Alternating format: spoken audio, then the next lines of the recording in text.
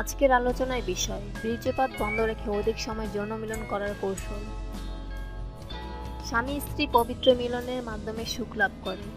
ইসলামে স্বামী স্ত্রী মিলনকে বেহেশতের সুখের সাথে তুলনা করা হয়েছে। বৈজ্ঞানিকভাবেও প্রমাণিত যে অধিক সময় যাবৎ যৌন মিলন অত্যন্ত সুখের। তবে এই আনন্দ তখনই মাটি হয়ে যায় যখন দ্রুত বীর্যপাতন হয়ে যায়। আমাদের আজকের আলোচনা তাদের জন্য যারা অধিক সময় ধরে মিলন করতে পারে না। অধিক সময় ধরে যৌন মিলন করার জন্য আমরা আপনাদের 3টি পদ্ধতির সাথে পরিচয় করিয়ে দিব।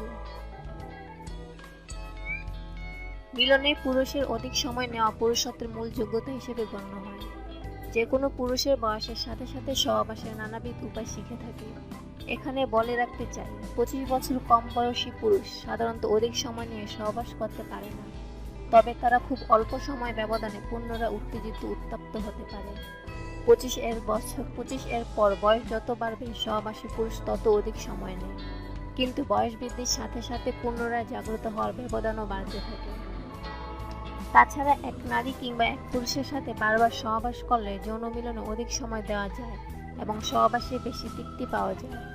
কারণস্বরূপ, নিয়মিত সহবাসে একে অপরের শরীর এবং ভালো লাগা মন্দ লাগা, পছন্দসই আসনভঙ্গি, সুখ দেওয়া নেওয়ার পদ্ধতি ইত্যাদি সম্পর্কে ভালোভাবে অবহিত থাকে।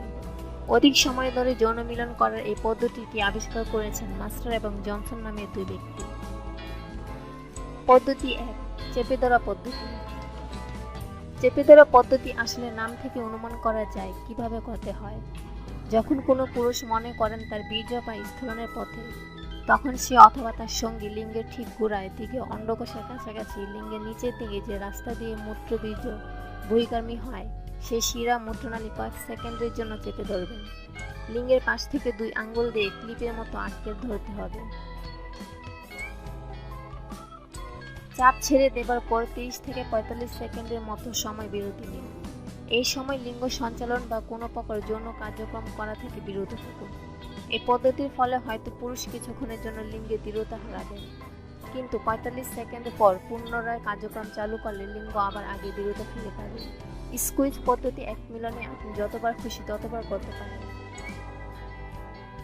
পদ্ধতি 2, অধিক সময় ধরে যৌন মিলন করার এই পদ্ধতি সম্পর্কে বলার আগে আপনাদের কিছু বেসিক ধারণা দিই।